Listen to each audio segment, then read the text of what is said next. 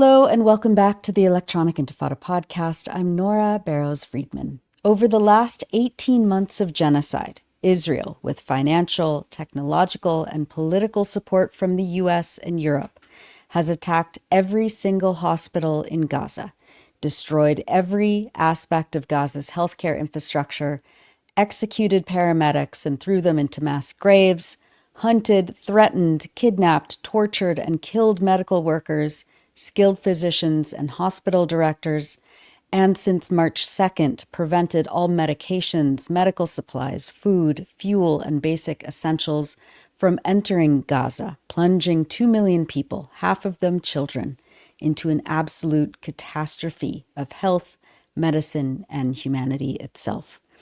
However, if you are a doctor in the UK and you speak up about any of this, you might lose your job and be accused of being anti-Semitic. Joining us to talk about this is Dr. Nadeem Crowe. He's a British Jordanian doctor specializing in emergency medicine and previously worked as a bank worker in an NHS hospital, but was suspended and later resigned due to social media posts about Gaza. He is currently fundraising to clarify employment rights for NHS bank workers in England and advocate for the right to speak out against war crimes. Nadeem, thank you so much for being with us today on the Electronic Intifada Podcast. Thank you for having me, Laura. It means a lot. Thank you so much. Of course. So, first off, before we get into the legal fights you've been pulled into over your advocacy for Palestinians who are experiencing a genocide, talk about your work and what made you want to become a doctor. It's a difficult question to answer because I think for all of us, how do you know really what you want to be when you're 17 or 18? But I guess for a lot of us who end up in medicine, there's some kind of subliminal calling that brings you into a world that is very difficult to ever want to leave. And I think for me, and it'll be a similar story for a lot of medics, I was academically successful at school. But I've always loved humanity, people, communicating, talking, meeting people. And I have this kind of innate sense of wanting to care in my personal life and also in my professional life. So I think from the outset, a career in medicine always seemed like the perfect calling. But of course, you don't know it's the perfect calling until you've been, actually in the job and you've experienced it. And 15 years later, I'm still doing it and I still love it. So thankfully, it was the right decision, and one that my Jordanian mother is obviously very proud of, like every Arab mother should be. It's fantastic. As a healthcare professional, as someone who has dedicated his life to healing people, to treating people, to trying to mitigate pain, as you look at the situation in Gaza, especially in terms of the medical catastrophe there, and where your counterparts in the hospitals across Gaza are pleading with the world to make this genocide stop and bring Israel to account, what obligation do you feel you have, both personally and professionally, to speak up about what Palestinians are going through? Personally, I think for all of us, we have an obligation to speak out. And that is because the world is glitching at the moment and the moral compass seems to be not even backwards. It's just spinning around and around and around. And it's a very disconcerting place to be because, when I look back at when the Ukraine and Russia war started, there was this sort of united feeling that everybody had a feeling about what was going on and we could speak freely and our faces were in Ukrainian flags on Facebook and there weren't people being suspended or losing their jobs. But with Israel and Gaza, this genocide and what's been happening to the Palestinians, as somebody born in Jordan with all of their family in Jordan and obviously a huge Palestinian refugee population being there, it's always been part of my psyche. And I've always felt this huge anger and injustice as a human being. When you add on top of that the layer of being a doctor, and for me, an emergency doctor, and working in a system which the NHS is falling apart, I don't think that's a surprise for anybody to hear. But generally, the vast majority of people that I care for on a day-to-day basis as an emergency doctor in the UK are people that want care more than they need care. If you look at the Gaza situation, you have a population there who need care. They need us. They need people like me. And if you're going to have a country like Israel so clearly act in this barbaric manner to cause mass casualties of women, children, and men, it's heartbreaking to feel that the layer of evil above that is that when people are being barbarically traumatized physically and psychologically, there's no medical support there anymore to be able to manage it. So not only is Israel trying to cause as much physical and psychological trauma as possible, it doesn't want people like me around to be able to heal. And that's a concept that, as a doctor, I cannot fathom. How can that be anything other than planned and other than a new layer of evil or level of evil that I just can't comprehend? Yeah. And yeah, like if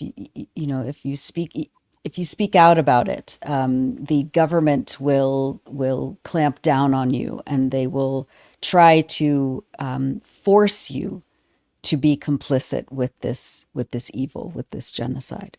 Absolutely. Let's talk a little bit about how the UK government is working to purge NHS workers.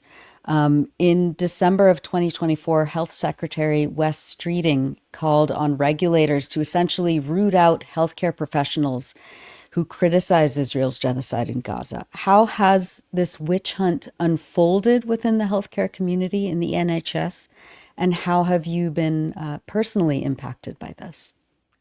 I want to be very clear from the outset that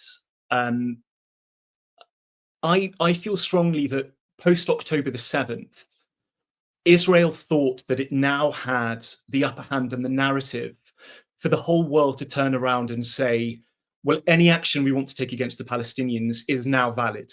If you want to ethnically cleanse it, we see why. Go ahead and do whatever you want. And when that plan didn't come to fruition, when in fact what happened was that TikTok, Instagram, X, all of those platforms that gave access to the whole world to share stories and opinions on what was going on, Israel and every country supportive of it suddenly realized that they had a huge PR battle on their hands. And the way that AIPAC has its hands around the neck of many US politicians, though more subliminal and more insidious in a way, there is a similar problem in the UK. And then when you add to that, that as doctors, our morality and our moral standing has always been held against us as this sort of, you are a doctor, you must act in this certain way. And if you don't, in fact, if you pretend to be human, and you leave work and you have opinions on the world and politics and society, when you add those two things together, you've got a recipe for disaster.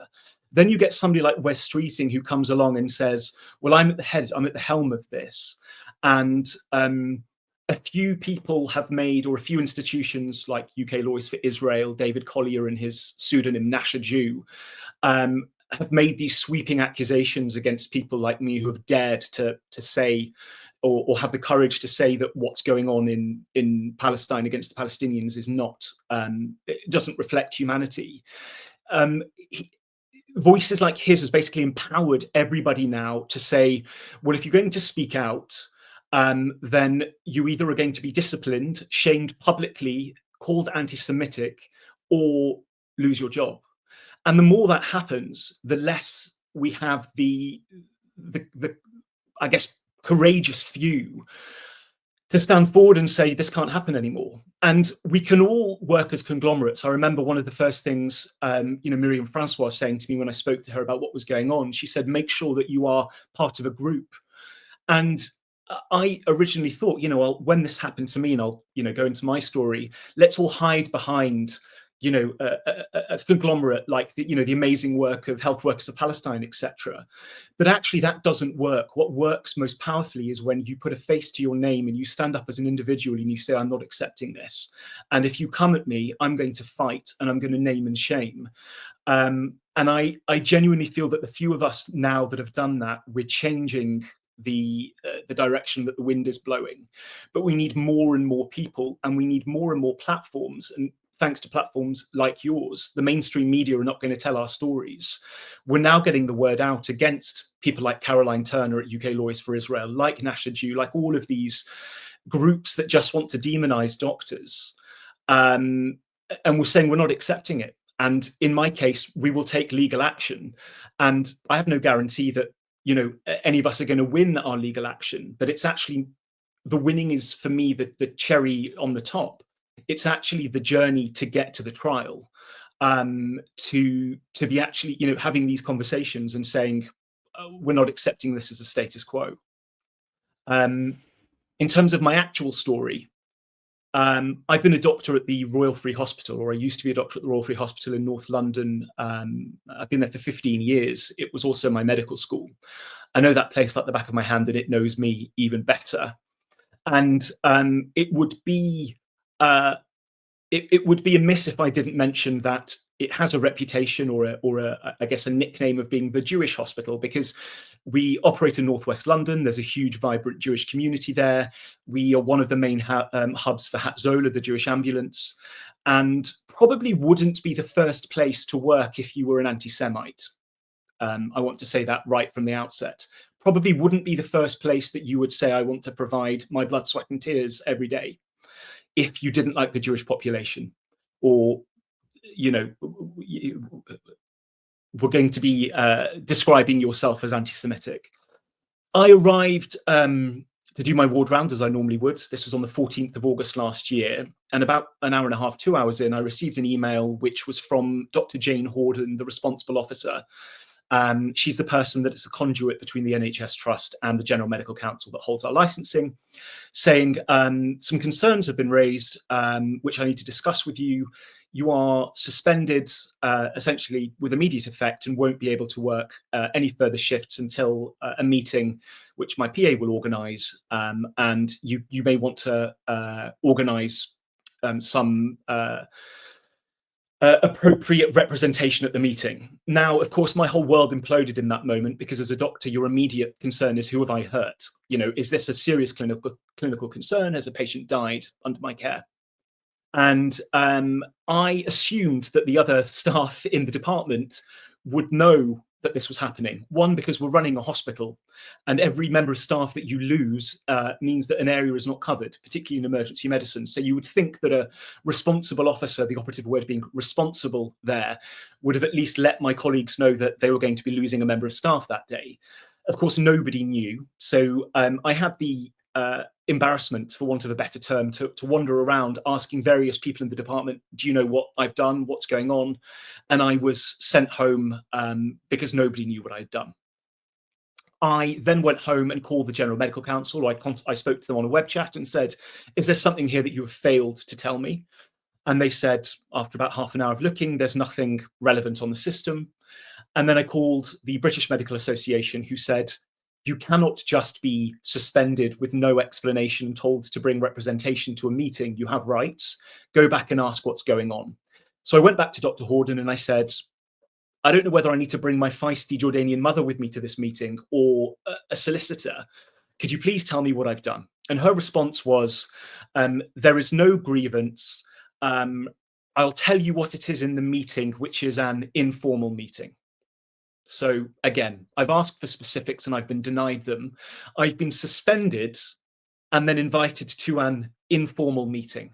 I mean, it's all rubbish. Yeah. So I end up at this meeting the following day at about 4 p.m. and I'm faced with Dr. Horden, the responsible officer, one of the heads of the Human Resources Department, and also a colleague that I've brought with me as my representation.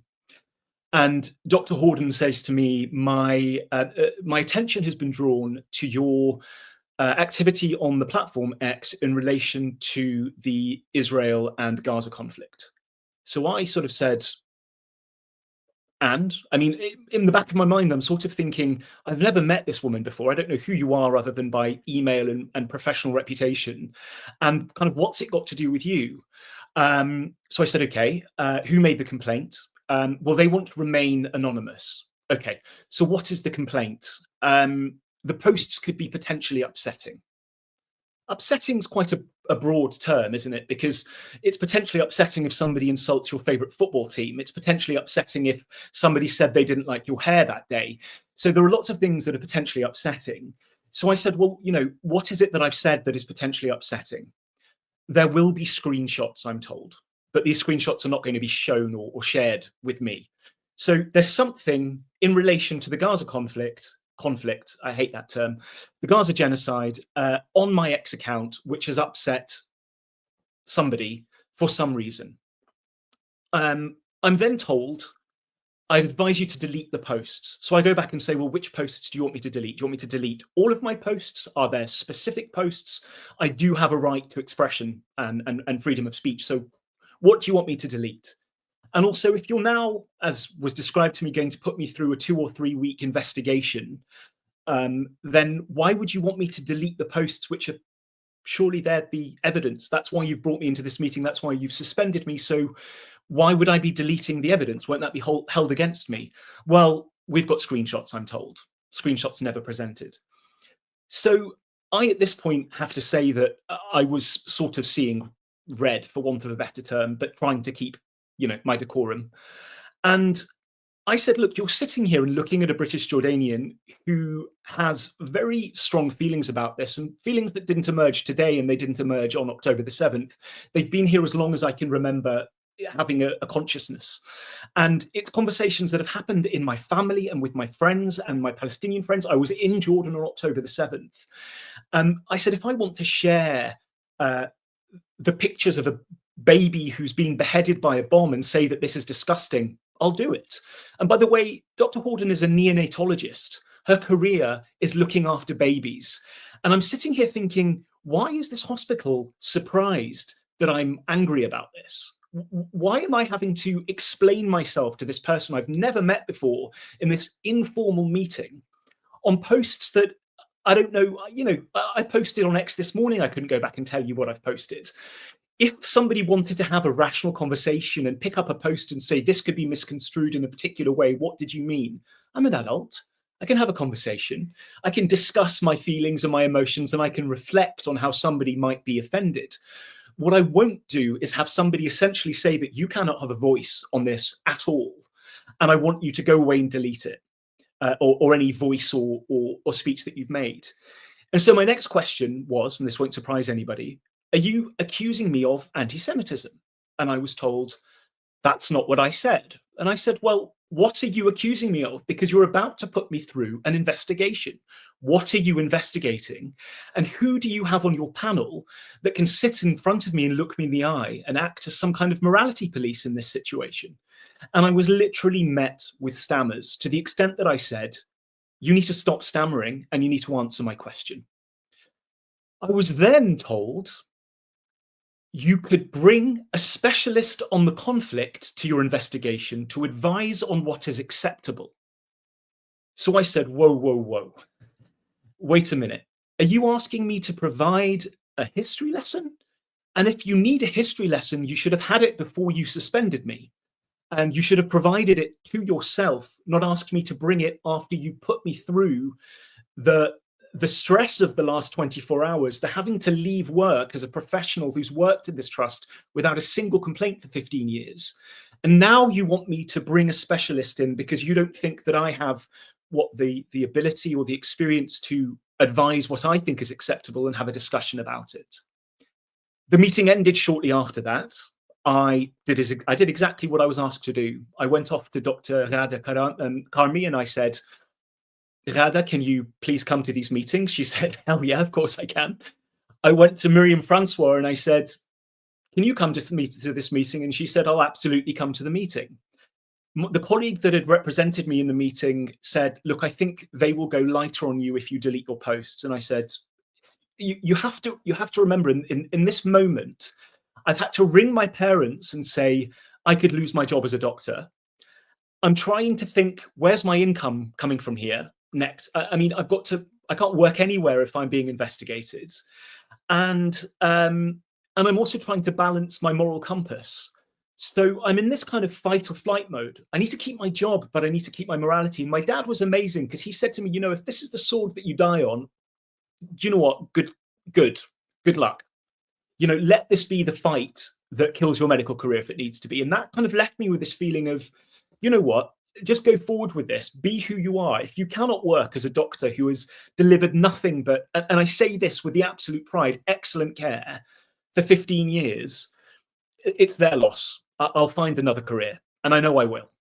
So I deleted my posts and I sent an email to Dr. Horden and also the HR rep, and I said, I'm ready for your investigation. Just to let you know, I've deleted my whole account because I don't know which post you're upset about. So I've got if you're not going to say it's this one, and this one, the whole thing can go. But X allows you to reactivate it for the next 30 days if you want to bring it up for this formal investigation. I then wake up to an email that says, thank you for your action and reflection on posts that could upset people. You can now return to work and no further action will be needed. So part of me goes, well, that's a win, isn't it? I can go back to work and call my mum and say it's all over. But part of me's thinking, hang on a minute. Yesterday you were telling me that I'm going through an investigation because of whatever this accusation was. You're saying that my posts were so severe that you removed me from work as a doctor with no explanation and no evidence. But now that I don't have a voice, you're happy for me to return to work. So I then I'm then told that I have to attend my department to speak to a consultant that I've known for 15 years, to have this debrief about how I am going to control my expressions over the conflict in a way that won't upset people. And I sit there in this frankly patronizing meeting where I'm told, so I say, okay, maybe I'll go and work with Health Workers for Palestine because that could be a way to speak to other people with similar feelings on it. And they go, well, don't they protest? Well, yeah, they protest. Well, I'm not sure about that. So I'm thinking, well, I keep having to say less and less severe things so that I'm a comfortable person for them to have around. And that meeting ends. I then have to send an email. An email then goes out to say that I've accepted that I will and won't do X, Y, and Z, and I can go back to work. So I've now lost all of my shifts for the following 4 to 6 weeks. I get 4 shifts or something. I work them. And every shift I'm there, I'm feeling more and more resentment for this place that I've given my life to. Thinking, who accused me? Are they in my immediate, environment? Is it one of the nurses? I had received, by the way, a private Facebook message from a nurse about 2 months prior saying she was too afraid to walk down the corridor in case she would bump into me or one of my fellow Palestinians and we would attack her. So I was thinking, is it her? Could well be her. The language, when I eventually got to see the email 4 months later, seems pretty similar. And I decided that I couldn't work there anymore. And that, I guess, I've spoken a lot. I'm very aware of that. That's kind of where that got to in terms of the immediate scenario of what happened to me. And then what follows is almost as diabolical, but I'll allow some air back into the room. Yeah, I mean, that's just, it's such a, the way that these administrations, and we hear this so much from not just medical workers, health professionals here in the US as well, and in Canada, but also, students, members of faculty, people who have dedicated their lives like you have to helping people. And if they have a conscience about seeing, the shredded bodies of children day after day after day, there's this way in which administrations, either, professional administrations like at a hospital or university administration, is trying to not just silence those who are upset about what's happening in Gaza to these children, for example, but trying to make an edict that the only acceptable position, besides silence, complete silence, Mhm. is acceptance of the shredding of children in Gaza. And it's just, and the way that it sounds like, they were kind of making it up as they went along in your case. Absolutely. And Yeah. I want to be clear about so the only way I got to see my accusation, which was of anti-Semitism, of course, and based on the IHRA, definition of anti-Semitism, which will hold up in no court and is set up to defend Israel and prevent any accusation, criticism. Yeah. any criticism. That was the word I was looking for.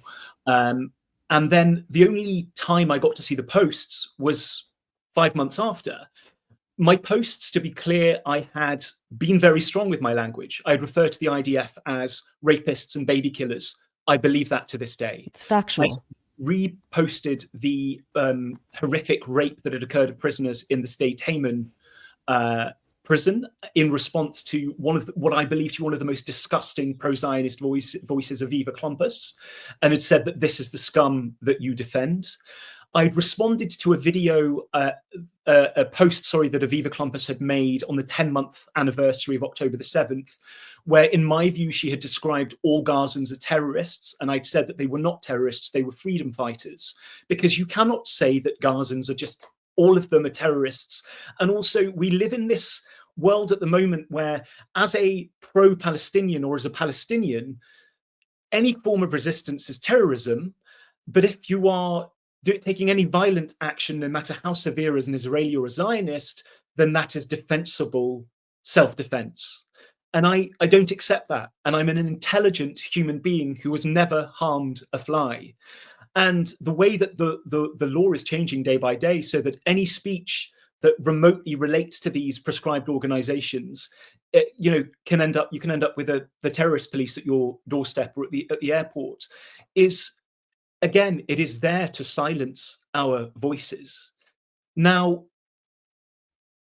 the point with doctors, and the point that, the reason that people like Caroline Turner, UK Lawyers for Israel, all of these groups are so obsessed, is that we do have a higher moral standing. And the reason that we have a higher moral standing in society is the reason that we have to speak out when things like this happen, right? Because we're generally believed to be people that care about all people. I, on a daily basis for the last 15 years, have dealt with people that don't match the moral compass that I work with. And I treat them all the same. I treat them with care and kindness, and I owe everybody, every single one of them, the same care. Every Israeli person that I've treated in London in A&E having a panic attack because they have families in Israel, that doesn't divide me from them. That makes me have empathy. I'm sitting there thinking, what's going to happen in Jordan next? How would I feel if my family was there? Irrelevant of what's happening with the conflict, you don't lose empathy. If your mother or your daughter or your child is in Israel and there is a war going on, I'm not surprised you're having panic attacks. I'm not surprised you want help. And I'm there to give it to you. And actually, I empathize with that feeling more because of how I feel. It's that if you can silence doctors, if you can weaponize the fear of, particularly if you also use the conflation with Judaism, if you can say that Jews now are too afraid to even be able to access healthcare in England, it is such a strong weapon to defend Israel and Zionism. It's almost the ultimate weapon. We are such an at-risk people that we can't even safely access healthcare. Now, what they don't have is any example of any of us harming anybody. And until they do, until somebody can replace the number of cards I have from Jewish patients thanking me for my care, the number of emails and messages I've received on social media from Jewish patients asking who they should send letters of disgust to the Royal Free to for the way that I've been treated, until you can show me Nadeem-Crowe treated a patient differently because they're Jewish, you don't have a weapon. The GMC doesn't have a weapon. The General Medical Council must stop listening to Caroline Turner and every complaint she makes under whatever guise she wants to use to look at doctors like Dr. Rehana Ali. She's been suspended for 18 months as a senior consultant in neurology. I'm waiting to see a neurologist. I'm a doctor in a hospital. I've been waiting 6 months and have another 12 months to wait to see one. And the fact that she believes that what's going on in Israel, and yes, she's severe with her language, is a disgrace, means that she cannot work as a doctor for 18 months. Now, if you're more disgusted by our words than you are about what's going on in Israel against the Palestinians, then, as it happened for me, because the NHS supported what the Royal Free did to me when I complained to NHS England, I'm afraid my moral compass and that of Rahana Ali are too high for you. It's too high for the NHS. And if you only want doctors to be operating in the NHS or any health system around the world who are going to stay silent or who are not going to speak their mind, well, I'm afraid you've got to put it in our job description before you employ us. Because if you walked into most medical departments and you said, who agrees with Dr. Crowe, leave now, I think you'll find that most of the department will leave. Yeah. The only difference is I spoke out. Yeah. Yeah. The fact that they are ready to sacrifice these good doctors in a failing health system for the sake of giving Israel cover for its genocide is just, it's despicable. It's it's rotten. About 6 or 8 weeks, maybe slightly longer before this happened, I was asked by my department to take under my wing a doctor who is from Gaza, who was under siege in Al-Shifa hospital with a baby that was 1 month old, wife a pediatrician. He was under siege for 40 days and 40 nights. He escaped via the Rafah border, having paid tens of thousands to get over it. And he escaped Gaza to come and work as a doctor at the Royal Free Hospital.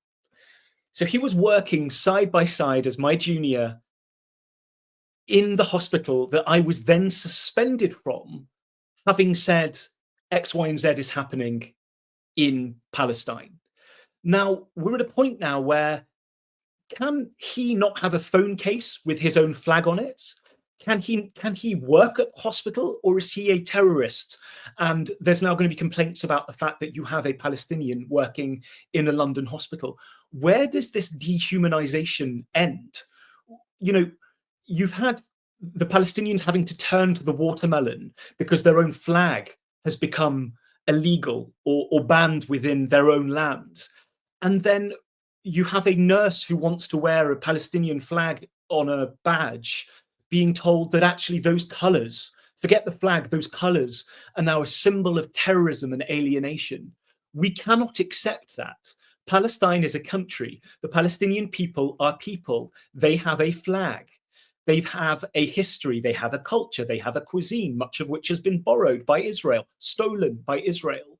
And now in England, somehow this horrific fascism from the government in Israel, the Knesset has seeped its way all the way down to little old me or this nurse that can't speak out. This is morally depraved. And I and anybody else with a soul and a moral compass will not stand for it. We won't stand for it, because this is I hope this is a once in a lifetime moment in history. I will look back at this as an old man and look back at the genocide of Gaza, which is now forever written into Israeli and Jewish history because of the conflation, which has written this awful thing into a Jewish history, that when we have amazing Jewish people standing side by side with us saying this is wrong and it's not what we stand up for.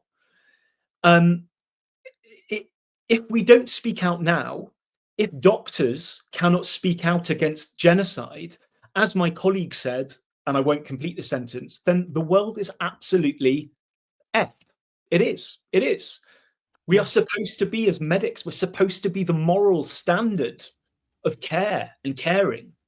And the NHS and the world has shown me that if you don't stick to your own moral compass, don't rely on any governments or any organizations. It is truly, truly depraved. Absolutely. I mean, I was Just recently, on the Electronic Intifada podcast, I interviewed a certified nurse midwife who has been working, with a stellar record, much like yourself, in one of the West Coast's, most prominent teaching hospitals here in the Bay Area, UCSF Medical Center, and she went to Gaza on a medical mission a year ago. Worked shoulder to shoulder with other midwives at the Emirati hospital in Rafah. And when she came back, she was wearing a watermelon pin on her badge alongside, LGBTQ pride pins and a Black Lives Matter pin. And she was suspended. And just recently, the medical administration, the hospital administration, filed a letter of intent to fire her because she wouldn't back down. She wouldn't take off a pin from her badge, showing that she had solidarity with women in Gaza who were being subjected to this genocide. The destruction of the largest IVF fertility clinic in Gaza. A war crime, a crime against humanity. And, there she is working in a fertility clinic and at this major hospital, being fired for having empathy with women who were giving birth with no anesthesia. It makes you insane. I mean, one day this will end. Yeah. One day this will either end with the justice that the Palestinians and the land and everything and the rights that they deserve, or and I don't even want to imagine this happening. Yeah. It will end with a successful in the eyes of Zionism and Israel, the successful ethnic cleansing and complete takeover of the land, and continued mass murder, and the second and final Nakba. And whichever way it ends, it'll be too late to go back and say, I wish I'd stood by what I feel in here. I wish I stood by with what I know to be right. And a lot of people, a lot of these organizations will suddenly turn around and go, wasn't that horrific? Didn't we do the wrong thing? I wish I'd done this differently. And I don't want, and the midwife that you speak about and the colleagues that feel the same way about me, we're not going to take that risk. It has to be now. And what comes with that is abuse. My whole life has been shaken up, trying to find new work and trying to find a new working environment where I'm as respected and as well known as what I could build up at the Royal Free Hospital, where I've had to get over sleepless nights and just the anger at somebody telling me I should bring an expert to justify how I feel about this. But it's all worth it. It has to be, because this is all much bigger than me or you or anybody. But all of these stories, all of these injustices, they need to be spoken aloud because it resonates with people. And the night I decided to make the video that appears on my Crowd Justice, I knew I needed to make a video because it's very easy to demonize just a couple of sentences on X. If you present yourself as you are, and I hope that I come across to people as a reasonable, decent person, it's much harder to demonize that. And the moment that video went out, I suddenly connected with like-minded people all over the world, going through the same thing, too afraid to reach out for support and to tell their story or to know what to do, thinking that this was just going to be the end of their career, their lives, etc. So I just take this platform to implore people, we're all behind you. Speak out as you, speak out as individuals. And then the groups that exist, the amazing groups like Health Workers for Palestine, etc., platforms like yours, Nora, will be there. You're there to elevate us. But we just need more faces of morality out there. I appreciate that. Thanks, Nadeem. Well, there's we went on a tangent, but I want to circle back to what happened since you were returned to the hospital, but after your Twitter X account, you had deleted it. I also want to talk a little bit more about the influence of groups like the UK Lawyers for Israel, who these people are, the influence that can be traced, from their, harassment, their real like witch hunting of anybody who speaks out, but especially, medical professionals about the genocide in Gaza, and how their how they maneuver within kind of the political echelons inside the UK government to enact the sort of this sort of purge that politicians like Wes Streeting are now taking on. So bring us back to what happened, Yeah. to up to the present moment, and this now legal fight that you're engaging in. So I worked those 4 shifts. I decided that my comfortable work environment had become too hostile for me to continue in, and I arranged a meeting with the chief medical officer. And I, again, had known the chief medical officer since my junior days because I was her senior house officer. So I worked, when I was a very junior doctor. And she sort of stared at me at this meeting where I said, look, I don't believe what happened to me was correct. In fact, I was crying my eyes out. And I got this sort of pseudo empathy and a kind of response that I can't comment as to whether what happened to you is according to policies, because I'd have to look them up. Again, I found mind blowing because you'd expect a chief medical officer would know the local policies, but that's sort of an aside. I informed her that I was going to raise a formal grievance, and she assured me that the grievance would be dealt with according to the trust's grievance policy. Now, as you mentioned in my introduction, I have always worked via the bank, which for people that don't know that, I'm not sure that that's an international term. It means that at one point, I stepped out of full-time contracted medicine, and I book shifts usually a month or 6 weeks in advance, and I'm paid essentially by the hour. But I've always worked at the Royal Free solely. I've worked there for 25, 30 hours a week. In fact, it's a joke to some people. I work often more than a full-time or even part-time employee, because I also work as an actor in the West End, and by the oils behind me, I'm a perfumer as well. And I was going to ask. I know. It's not a small pharmacy that I keep. It's fantastic.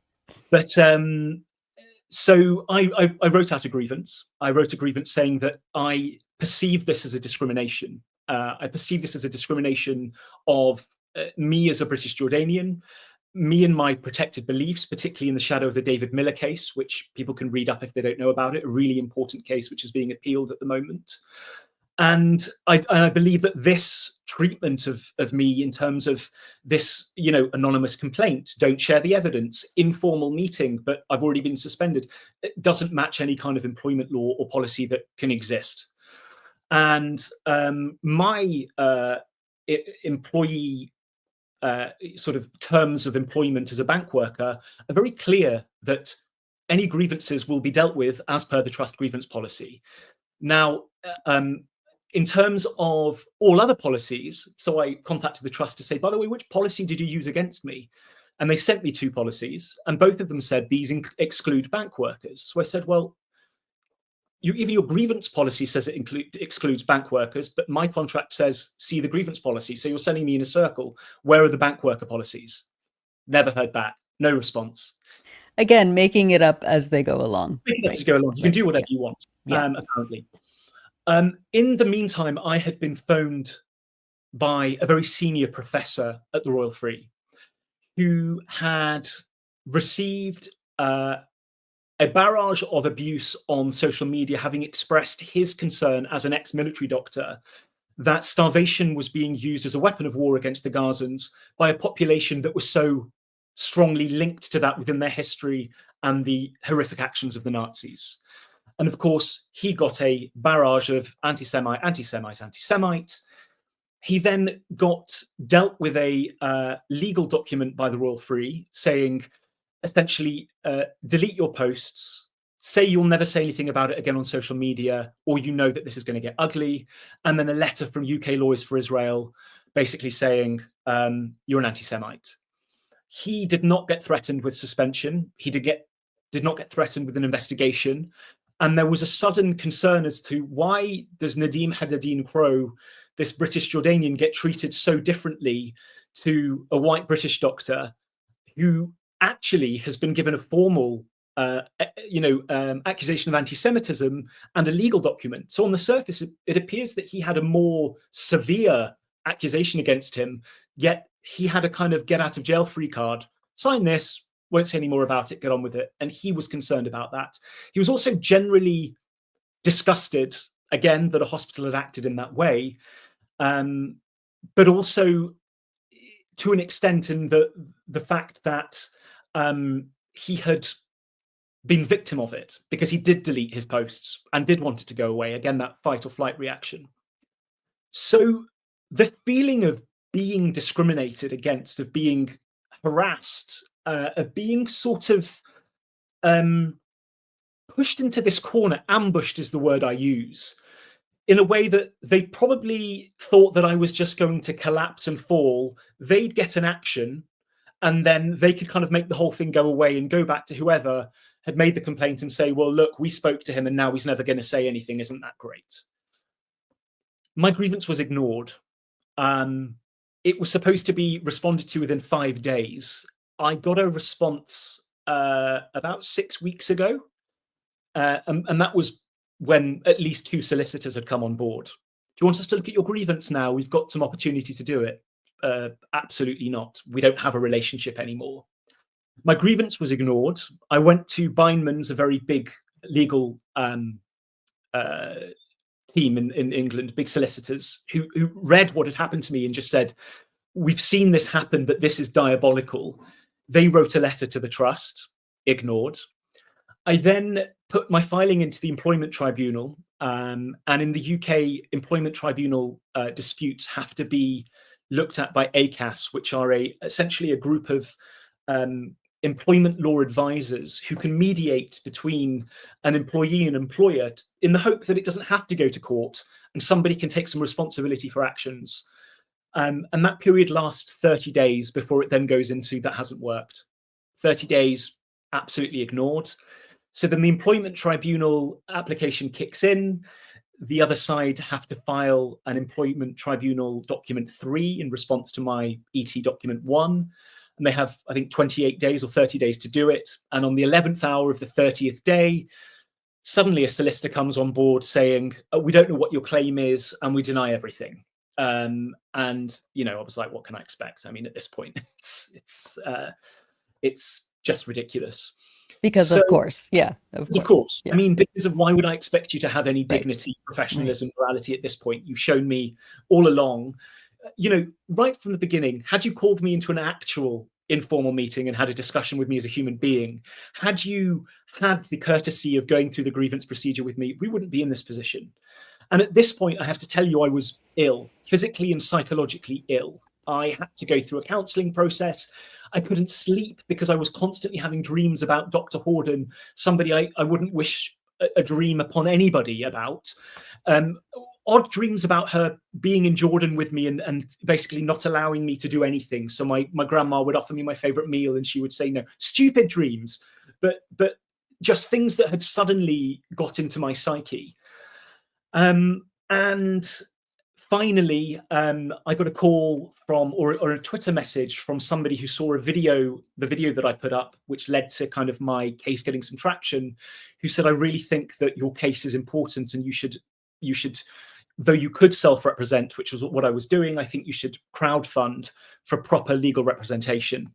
And I launched my crowd justice page, and before I knew it, 10,000, 20,000, 30,000, we've now surpassed £40,000. And I'm now represented by an amazing solicitor who feels so strongly about the cause, Liana Wood, and counsel from an amazing barrister, Elizabeth Grace, who is also on board now. And on Tuesday last week, I had my preliminary hearing, which is the hearing with the judge and counsel on board to basically say, what are the claims? And the claims that have been agreed are harassment, direct discrimination, and then on top of that, the addition of the responsible officer, the person who said I could bring a expert on the conflict, who, from all of the freedom of information I've got and the subject access requests I've done, I can't see any evidence of any conversations happening between her and anybody else, according to policy. You know, suspension in the NHS is reserved for the most severe actions. I've seen, such as harming a patient or harming a coworker, or yes, come to severe harm in our own trusts, Yeah. not suspended. Those things are very quickly covered up and dusted over, and people have conversations. But for this, no, you need to be removed. So this is now a case of those claims going against both the Royal Free Hospital and also Dr. Jane Horden, who, in terms of the treatment I had, the discrimination that I felt, came directly from her actions and from her words, which I have no evidence of support or direction from the Royal Free. I don't have a policy that says that this is what was followed, and I don't have an explanation as a result of grievance, and I need answers. I need answers on behalf of myself, and I need answers on behalf of everybody else that I know has gone through this. Lots of information has come out, by the way, from this. Lots of freedom of information requests have come forward. People have suffered at the hands of the same people. The same people have been involved with similar hospital trusts, similar groups. And then what ties a lot of these things together, and not in my case, are groups like UK Lawyers for Israel, who sell themselves as a group in London defending the rights of Israel. So defending the rights of a foreign entity whilst disrupting the careers and reputations of UK employers, whilst also removing professionals and like doctors and lawyers and nurses and pharmacists from serving the UK population, of whom only 1% are Jewish, let alone Zionist.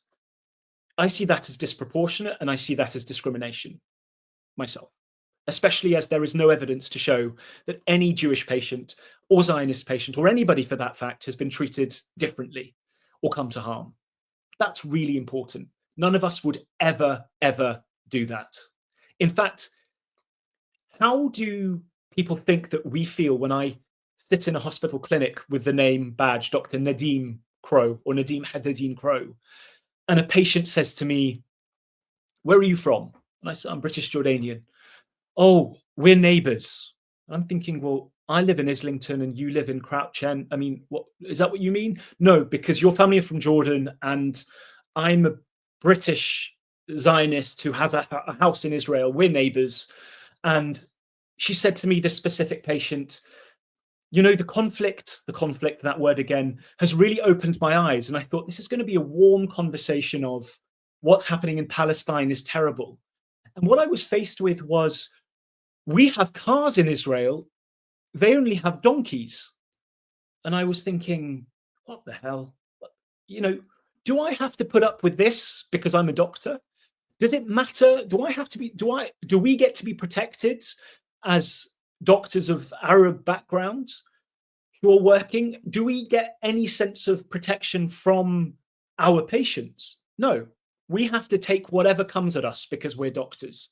That is another thing I wholeheartedly disagree with. I have a right as a professional and as a human being and as a doctor to also be protected. And post October the 7th, I did have this concern of, is my name alone going to bring discomfort to people? And do I need to act in a different way to make people feel that I'm not a threat? You know, I'm having these thoughts when I'm thinking, God, it's Palestinians that are having bombs dropped on them. Anyway, again, that's an aside.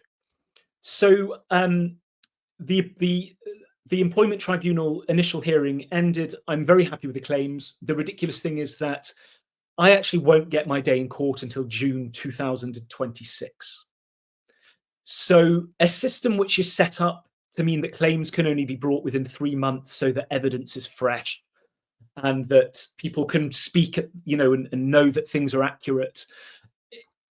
You know, I'm going to be 40 and a bit by the time that happens. and the NHS probably won't exist then because it's being dissolved, and people won't work in their environments. And by then, hopefully, the ICJ has formally called this a genocide. And the environment that the discussions I'm going to be having in court are going to be with Netanyahu in prison, hopefully. And people have said to me, don't you want to just give this up? Absolutely bloody not. This gives me a year to keep telling this story. This gives me a year to keep raising money to have the strongest fight in court that I can have, so that we can have a legal basis for everything that comes up against people from the future. Going back to UK Lawyers for Israel, UK Lawyers for Israel weaponizes the word legal, right? So it goes to the General Medical Council and it says, we've got Natasha Hausdorff, this barrister who sits in Parliament and very eloquently says that, well, there's no genocide and the Palestinians didn't exist, and Gaza, there's no starvation. It's that the Hamas are stealing all the food. All this stuff that we know as Hezbollah is absolute rubbish. They sit behind this very convenient title, UK Lawyers for Israel, and a garden centre whose member of staff has worn a Palestinian badge goes, oh, hell, UK Lawyers for Israel. What are they going to do if we don't fire that member of staff? But Caroline Turner, who heads this up, who most of the complaints that I've seen going to the GMC and other groups, she's just another person. In fact, as far as I'm concerned, she's as close to a Karen as internationally recognized can be. She's a Zionist Karen. She sits there and said, somebody felt uncomfortable buying a TV from this shop because somebody had the Palestinian flag on their badge and they had to go to another shop to buy it.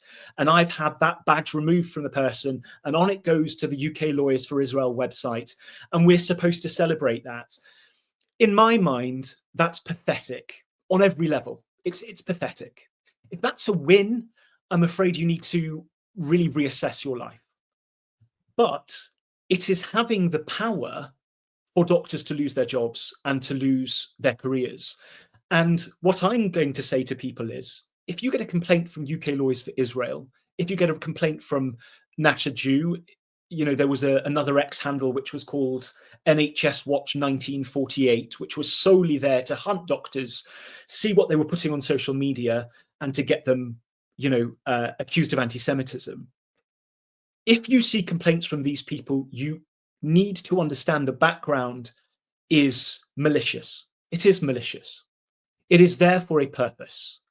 And unless you are going to analyze their accusation on the background of their intention, then you, the General Medical Council, have no right to use their accusations against people. And I have some respect for the General Medical Council because I've seen a complaint that came against me close to October 2023 of other posts, which, in my opinion, were much more severe language than I used recently, was on an account that was linked to my employer and said that I was a doctor. By the way, the account that was held against me didn't say I was a doctor, didn't say where I worked, and had a picture of me in Jordan about 15 years ago, looking very young, fresh and different. And the GMC threw that complaint out and said, I'm afraid doctors are allowed to have political opinions. So I do say to the GMC, well done, because you clearly do have some people working on your board that understand that we are just human beings with opinions. But these groups, again, they hide between UK Lawyers for Israel, David Collier, who I think we're pretty certain now is the Nasha Jew, who has a website that produces profiles against us, puts our names up saying, doctor from London is a raging anti-Semite. There will be people going on to Nasha Jew's website to find out who are the doctors with high moral standing who spoke against Israel and wanting them in preference. Because there will be people out there, there will be patients out there who will want to know which doctors working in the NHS worked for the IDF. Are we allowed an opinion on that? Which doctors have actually gone out since October 2023 and have gone to assist in Israel? And do patients have the right to express fear over being treated by those doctors? Or is it only Zionist patients who are allowed to express fear or be fearful? That is discrimination against, and none of us are going to stand for it. It cannot be that accusations of anti-Semitism have any more power or weight than accusations of anti-Arabism, Islam, anti-Palestinianism. It can't be that a Zionist doctor or professor like Dr. Liz Lightstone, who writes for the Times of Israel and has articles that are titled why it is not right to say that Islam is not ISIS, or posts or shares a picture that has a wardrobe of a reporter, a civilian, and a Hamas fighter in Gaza with the title, "Somewhere in Gaza, someone is deciding what to wear to work today." I find that highly offensive. In the words of the Royal Free, I find that highly upsetting. But I know, having made a report to the General Medical Council myself, other colleagues have made it, those posts have been not defended, but justified as being not anti-Arab and not anti-Palestinian and not offensive enough for any action to be taken. So if we're going to say that's the gold standard, I think we have to now expect all of these bodies to hold any other accusation that comes against people like me against that. And I go, well, why is what I said a problem, but this is okay? And I'll tell you why.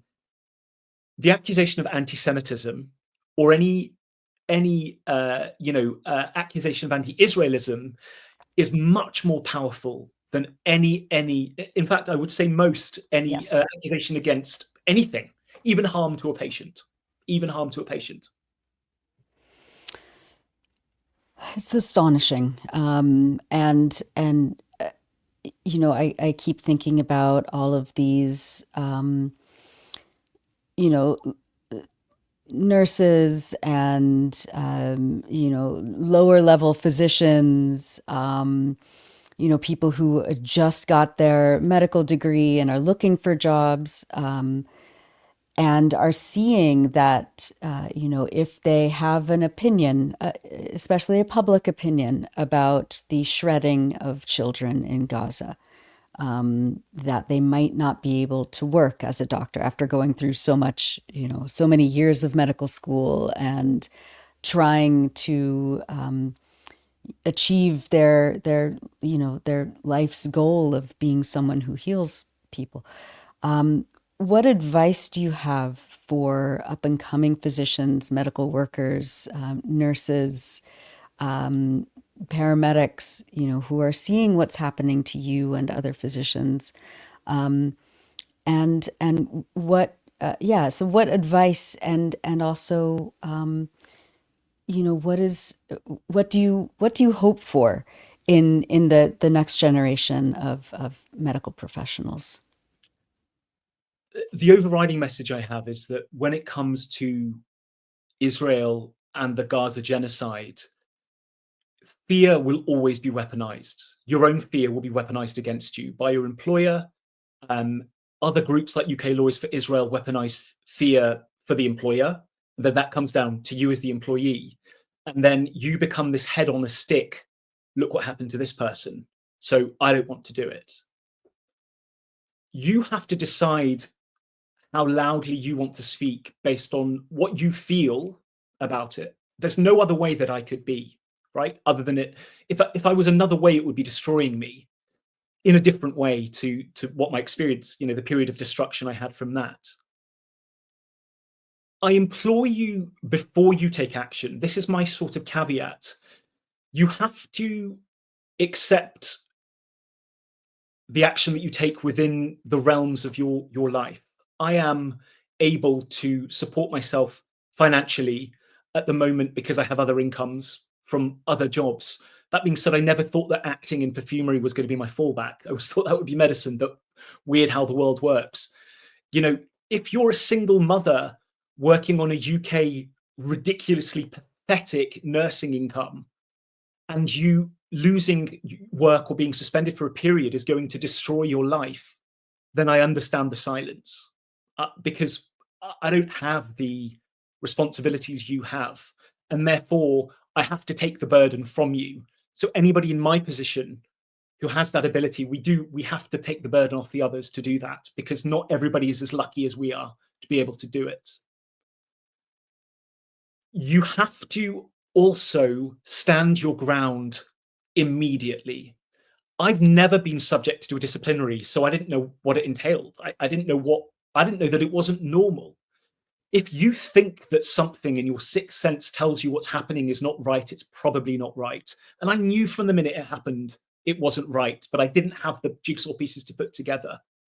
You at any point in a disciplinary process can stop and say, I need evidence, I need time, I need to know exactly what the accusation is, and I need to be able to respond. And I need, particularly in the case of a suspension, complete justification as to how this decision has been made and who's been involved. And also, if you want, other examples of when suspension has been brought in and why such a severe measure has been taken. And with many, if not all, disciplinary processes, if they are done in a poor way like mine was, you can raise a grievance immediately. And on the whole, that will stop a disciplinary process until the grievance is answered. And you will suddenly be faced by an HR department that has to answer questions that they're probably not prepared to answer. The next thing is sharing the burden, but having the confidence to be a face and a name. And by sharing the burden, I mean, reach out to people like me, reach out to people like Dr. Ali, reach out to anybody you know or resonates with you in the way they communicate their story, and stand up for your moral compass. I know I'm an excellent doctor that will never bring anybody to harm, whatever you believe. And there are other protected beliefs which don't get this kind of treatment, and you need to look around at what those protected beliefs are. You need to think what other beliefs you have, particularly those that sit under the Equality Act, and how you would react if those things were being held against you.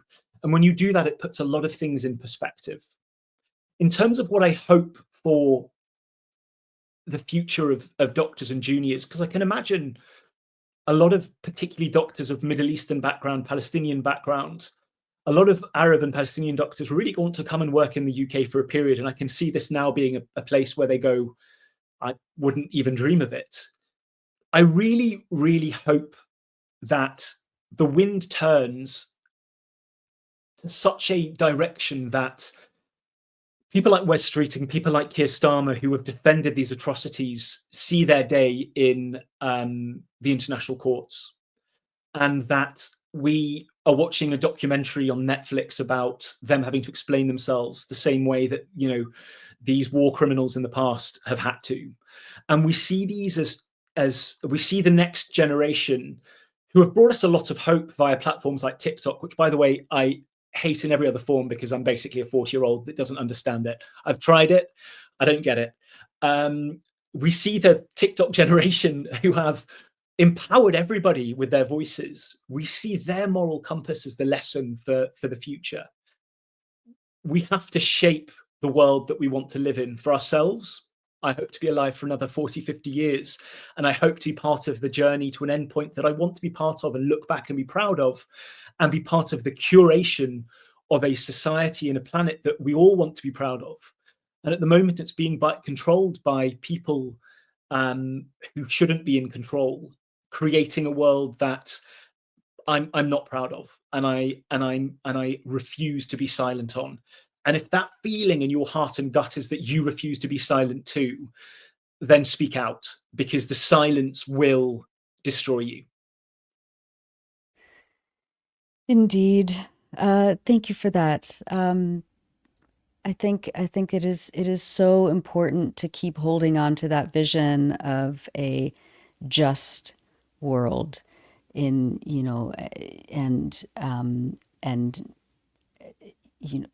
it's so important because every day we're in this cycle of watching the worst things we've ever seen in our lives. Those of us who are not in Gaza.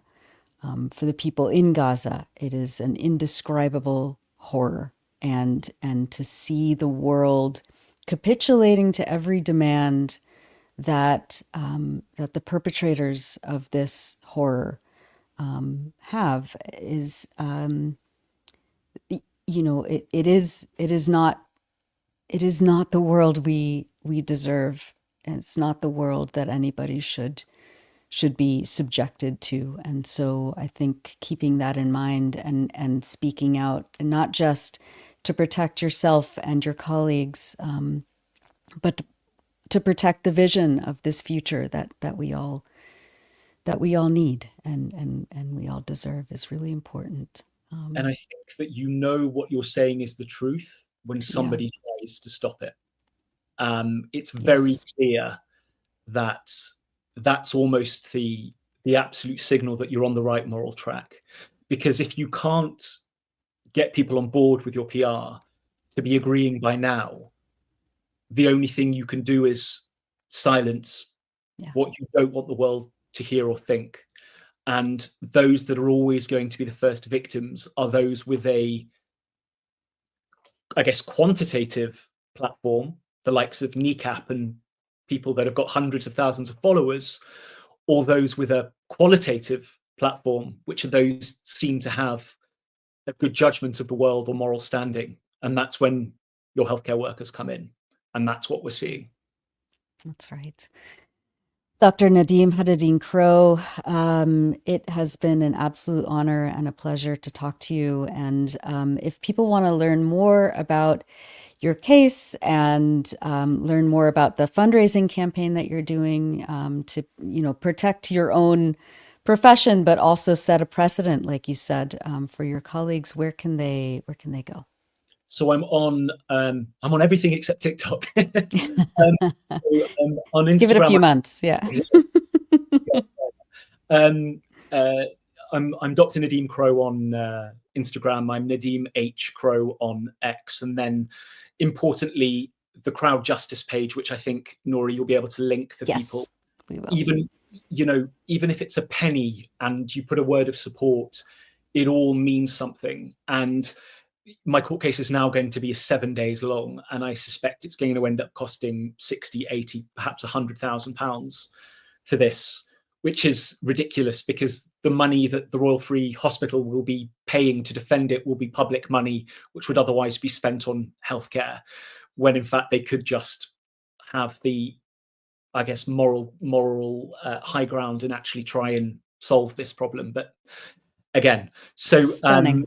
It is stunning. So, if you feel able to support the Crowd Justice page, and also if you need help, advice, support, then please connect, send a message to me, and I'll be there in as quickly as I can.